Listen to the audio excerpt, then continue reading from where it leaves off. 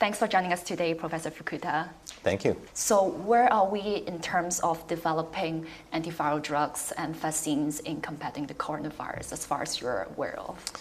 So right now, in terms of drugs, in terms of medicines, there are a number of medicines which already exist, which there's a lot of interest in seeing whether they're useful against the current coronavirus. But I think it's really, really important for people to understand that it's vitally important that we test these drugs out in a quite rigorous way.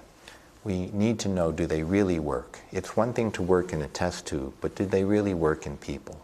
And if you give them to people, are they really safe? And the only way we know that is by doing good drug trials. In terms of vaccines, vaccines are potentially going to be used by billions of people. You know, if the coronavirus becomes a human virus which stays around for many years, then vaccine is probably going to be our most effective way to reduce the chances of getting infected. There are many, many groups and many companies working on them, many of them in mainland, others in Europe, others in North America. We have people in Hong Kong working on these vaccines now. We want them to really undergo pretty rigorous safety standards. And then it takes time to make enough vaccine to give to a lot of people.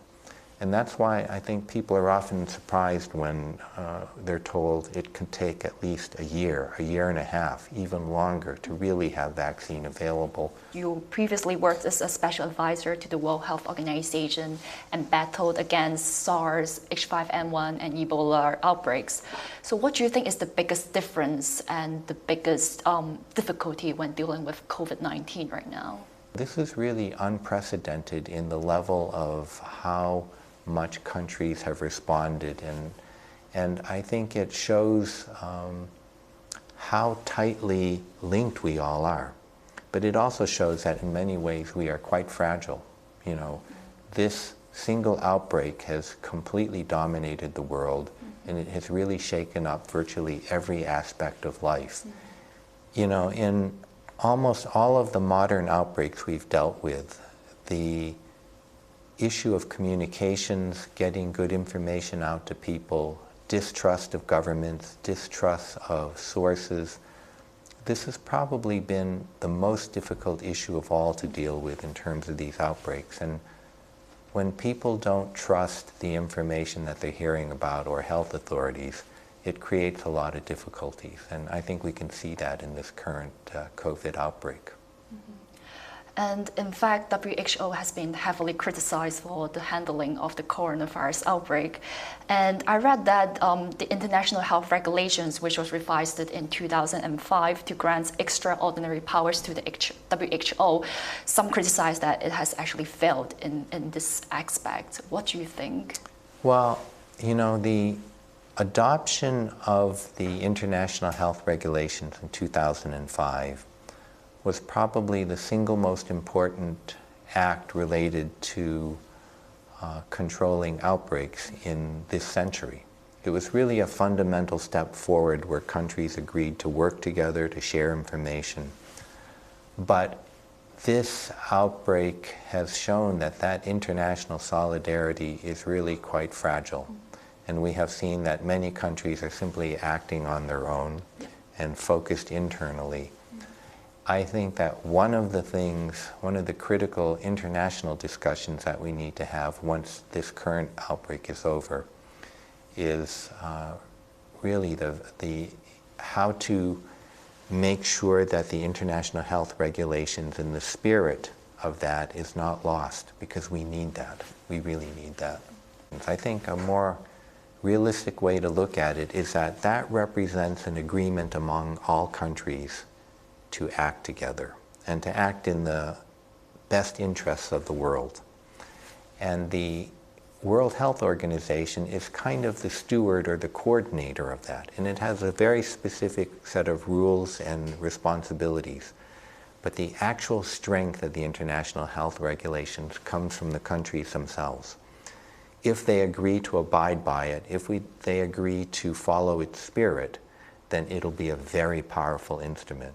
And if they decide, no, we will just go our own way, then it's an instrument which doesn't have any power. Would you agree that there's a need to review the IHR in the future of how the multilateral system should work better when there's another outbreak occur like the COVID-19 when we're looking forward?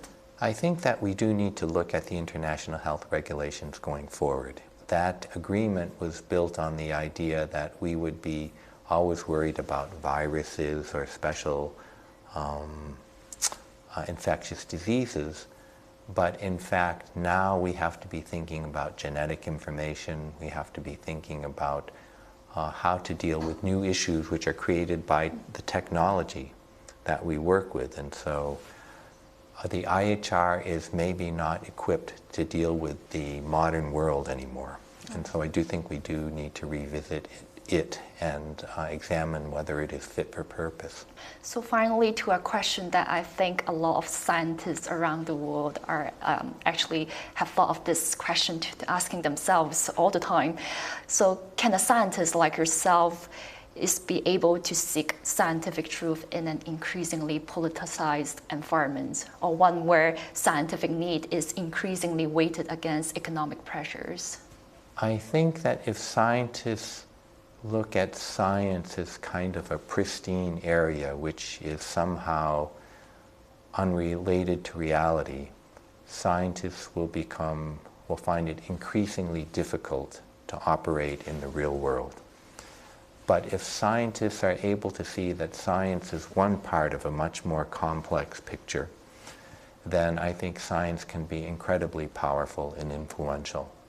And so as the world becomes more complex, we're all searching for where can we anchor ourselves, where can we have information which is pretty believable, which is pretty solid. And science is one of the ways in which we get some of the most solid and believable information.